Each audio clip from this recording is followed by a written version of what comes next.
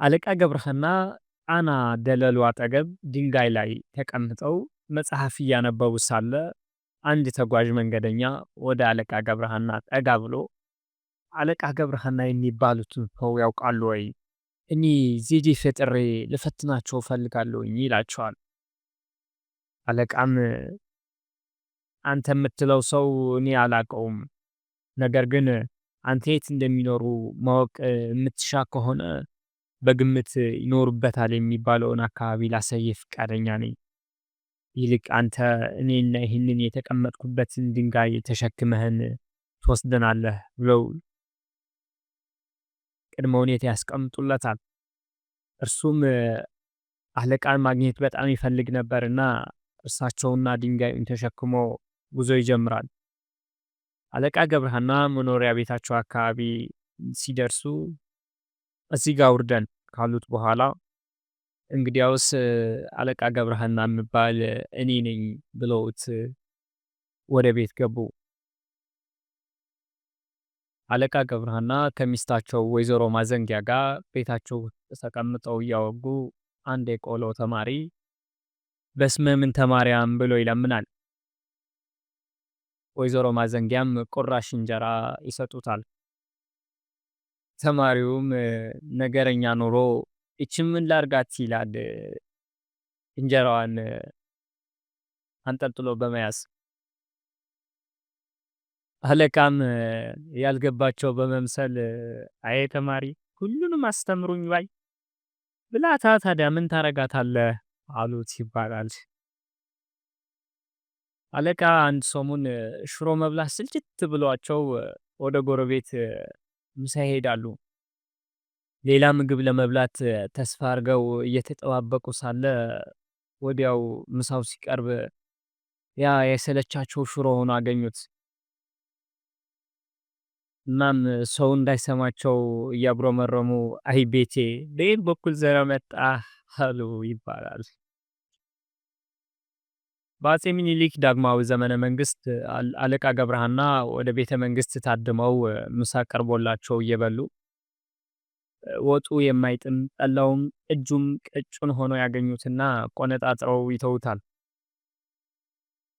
አፄ ሚኒሊክ ይህንን አይተው ያዩዋቸውና አለቃ ብላ እንጂ ቢሏቸው ኧረ ጃንሆይ ምን ጠፍቶ ቢሻን እንበላለን ቢሻን እንጠጣለን ብለው መለሱ ይባላል። ቢሻን ማለት በኦሮምኛ ውሃ ማለት ነው። ውሃ እንጠጣለን ውሃ እንበላለን ለማለት የተናገሩት ነበር። ድሮ ጎንደር ትልቅ ረሃብ በተከሰተበት ወቅት ዘመኑ በጣም ከፍቶ ስለነበር ጠዋት ቁርስ በተልባ፣ ምሳ ተልባ፣ እራት በተልባ፣ መጠጡም ተልባ፣ ዘወትር ተልባ ሲሆንባቸው ጊዜ አለቃ ገብረሃና መረሩና ምነው ማዘንጊያ ካልሆነስ የተልባውን ዘር በላዬ ላይ ዝሪብኝ እንጂ አሏቸው ይባላል። እንጠጦ ራጉኤል አንዲት ባልቴት አለቃ ገብረሃና ጸበል ጠርታቸው ወደ ባልቴቷ ቤት ሲሄዱ ከጸበል ጸዲቀው የሚመለሱ ሰዎች እረ ጠላው ግም ነው ሲሉ ይሰሙና ወደ ቤታቸው ይመለሳሉ። በሌላ ቀን ጸበል ጸዲቁን እንዲቀምሱ ጠርቼዎት ያልመጡ ምን ሆኖ ነው በማለት ባልቴቷ ምን ነው ጠበል ጠርቼዎት ሳይመጡ ቀረሳ ብትላቸው አለቃ ገብረሃና አረ መጥቼ ነበር ከመንገድ ሰው ግምግም ሲል ነው ተመልሼ ሄድኩኝ አሏት ይባላል። አለቃ በአንድ ድግስ ተቀምጠው አንዲት ሴትዮ ታስተናግዳቸዋለች። ሴትየዋ ቤቷ ድግስ ላይ ጓዳ ውስጥ ከትልቁ ገንቦ የጠመቀችውን ጠላ ወደ ትንሽ እንስራ እየቀነሰች ስትቀዳ ድንገት ፈሷን አመለጣት። አለቃ ገብረሃና ሰምተው እንዳልሰማ መስለው ጠላቸውን እየጠጡ ሳለ ሴትየዋ ወደ አለቃ ገብረሃና ጠጋ ብላ አለቃ ያምጡ ዋንጫውን ጠላው ልድገሞት ትላቸው። አለቃ ገብረሃና እሺ ልጄ እንደ ቅድሙ ጠረር ጠረር አድርገሽ ቅጂው አሏት ይባላል። አለቃ ገብረሃና ቤት ተቀምጠው ወይዘሮ ማዘንጊያ እራት ሲሰሩ በማማሰያ ጠለፍ እያረጉ በምላሳቸው ደጋግመው አሁንም ሲልሱና ሲቀምሱ ያዩዋቸዋል። አለቃ ገብረሃና ተማረው ማዘንጊያ እራታችን እሱ ከሆነ እኔም መቋሚያዬን ይዤ ልቅረብ ብለው ተነሱ ይባላል። አለቃ ከባለቤታቸው ወይዘሮ ማዘንጊያ ጋር ዕለቱን ሙሉ ለቅሶ ውለው ሁለቱም ደክመውና አርቧቸው ይመለሳሉ። ከቤት እንደደረሱ አለቃ በይ እስኪ ቶሎ ብለሽ የሚበላውን ነገር አቅርቢልን ይሏቸዋል ባለቤታቸው ወይዘሮ ማዘንጊያ። ወይዘሮ ማዘንጊያ ወደ ማጀት ገብተው እንዳዘጋጁ ከወጡም ከእንጀራውን ጎረስ ጎረስ ያደርጋሉ።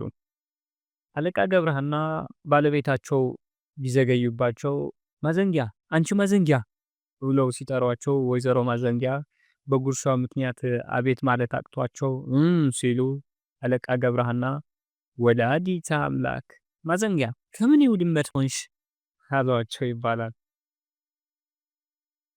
የአጤ ምኒልክ ባለቤት የሆኑት እቴጌ ጣይቱ አንድ ወቅት በተራቸው አለቃ ገብረሃና ላይ ጨዋታ መጫወት አሰቡና አለቃ ገብረሃናን ደግሰው አስጠሯቸው። እቴጌ ጣይቱ አለቃ ገብረሃናን መብላት መጠጣት ትችላለህ፣ ወደ ውጭ መውጣት ግን በጭራሽ አትችልም አሏቸው። አለቃ ገብረሃና እሺ ብለው ሲበሉ ሲጠጡ ቆዩ። ኋላም ሽንታቸው መጣና መላ የማያጡት አለቃ እቴጌ እቴጌ ብለው ተጣርተው ለመሆኑ ቁጥር ያውቃሉ ብለው ይጠይቋቸዋል። እቴጌም እንዴታ አሉት ዘና ብለው። አለቃ ገብረሃና እንግዲያውስ 500 እና 500 ሲደመር ስንት ነው አሏቸው። እቴጌም ሺህ ነዋ ሲሉ አለቃ ገብረሃና አይ ጥሩ እቴጌ ከፈቀዱልኝማ ድሽ ነው ብለው ተነስተው ይባላል። አለቃ በእርጅናቸው ዘመን በተደጋጋሚ በህመም ይጠቁ ነበር። እናም አንድ ጠያቂ ጎረቤታቸው መጥቶ እንደው አለቃ በቃ እንደቀለዱ ከዚህች ዓለም ምንም ሳይዙ አምላኮ ጋር ሊሄዱ ነው በቀልድና በቧልት ብቻ ተከበው አሏቸው። አለቃን አሰብ አድርገው አንተ እውነትህን ነው አንቺ ማዘንጊያ ብለው በመጣራት ንሺማ አንድ ስልቻ በሶ ቋጥሪልኝ ይዤው የሚሄደውን አሏቸው ይባላል። ወይዘሮ ማዘንጊያ ወጥ ሲሰሩ በእጃቸው በተደጋጋሚ እየላሱ ሲቀምሱ አለቃ ገብረሃና አይተው ታዝበዋል። ወጡን ሰርተው ጨርሰው ከምድጃው አውርደው ገበታ ላይ ሊያስቀምጡ ሲሉ ረጅሙ ቀሚሳቸው አደናቀፋቸውና ወጡ ተደፋ። ወጡ ሲፈስ ጊዮርጊስ ብለው ጮኹ ወይዘሮ ማዘንጊያ። አለቃም ፈጠን ብሎ አይ መላስ ብቻ አሉ ይባላል። አጉል ልማድና ሕገ ሃይማኖት ሆኖ በድሮ ዘመን ሰው በሰው እጅ ከሞተ ውሃ ከወሰደው ከዛፍ ወይም ከድልድል ላይ ወድቆ ከሞተ ፍትሐትና ተዝካራ ይደረግለትም ነበር። በጎንደር አንድ ሀብታም ውሃ ታሎ ወስዶ ሲሞትና ዘመዱ ፍትሐት እንዲደረግለት ካህናቱን ይጠይቃል። ካህናቱን በፍጹም አይሆንም ብለው እምቢ ይላሉ። የሀብታሙ ሰው ዘመድም አለቃ ገብረሃና ዘንድ ይሄድና ይለምናቸዋል። አለቃ ገብረሃናም ካህናቱ ዘንድ ሄደው እኛ ምን ቸገረን፣ ማርልን ብለን ተዝካራችንን እንብላ፣ እርሱ ጌታ ሲፈልግ ይማረው ሲፈልግ ገሃነም ያግባው አሏቸው ይባላል። አለቃ ገብረሃና አልፎ አልፎ ትንባሆ ያጮሱ ነበር። ይህንንም ልማድ ምናልባት በስደት እያሉ በገዳም ውስጥ የለመዱት ልምድ ይሆናል ተብሎ ይገመታል። ባለቤታቸው ወይዘሮ ማዘንጊያም እባክዎ አለቃ ይህን ትንባሆ ያጮሱ እግዚአብሔር የማይወደው እያሉ ይመክሯቸው ነበር። የባለቤታቸውን ምክር ተገቢነት አምነው የትንባሆ ሱሱን ባለመተዋቸው ተማረው እባክሽ ማዘንጊያ ተይ 81ዱ መጽሐፍ መኩሪያ ያልመለሰኝ አንተ ልመልሺ ነው አሏቸው ይባላል። አለቃ ገብረሃና አዘውትረው ኑግ መጠጣትና መብላት ይወዱ ነበር። እናም አንድ ቀን ኑግ ጠጥተው ወደ ገበያ ሲሄዱ አንድ ደግሞ ከገበያ ሲመለስ መንገድ ላይ ይገናኛሉ። ያ ሰውዬ አለቃን እንዳያቸው ጥርሳቸው ላይ ኑግ አለ። እናም ሊያፈዝባቸው ፈልጎ አለቃ ዛሬ ኑግ በገበያ ስንት ሲሸመቱ አለ ብሎ ይጠይቃቸዋል። አለቃ ገብረሃናን ፈጠን ብለው ንጉማ በጠማማ ቁና ሰባት ሰባት ሲሸመቱ አለ ብለው መለሱለት። ሰውየው አፉ ጠማማ ነበርና። ሸዋ እያሉ አለቃ ገብረሃና ውዲቱ ሀገራቸው ጎንደር ናፈቀችኝ ሲሉ ዳግማዊ ምኒልክ ገንዘብ እየሰጡ ይሸኟቸው ነበር። አለቃ ገብረሃና ወደ ጎንደር ሲሄዱ መንገደኛውን መዝረፍ፣ ማንገላታት የለመዱ ሽፍቶች አባይ ወንዝ ላይ ደጀን አፋፉ ከመውጣታቸው በፊት ያገኟቸዋል። ሽፍቶቹ አለቃ ገብረሃናን አንተ በዚህ አገልግል ምንድን ያስከው ይሏቸዋል። አለቃ ገብረሃና አገልግሎት ገንዘባቸውን ደብቀው ነበርና እንዳይወስዱባቸው ወንድሞቼ ወላሂ ባለቤቴ የሰራችው ክሽን ያለ ስጋ ወጥ ነው ይሏቸዋል። ሽፍቶቹም ኧረ ወይ የእስላም ስጋ ብለው አለቃ ገብረሃናን ትተው ወደ በረሃቸው ገቡ። አለቃም በብልጠታቸው አመለጡ ይባላል።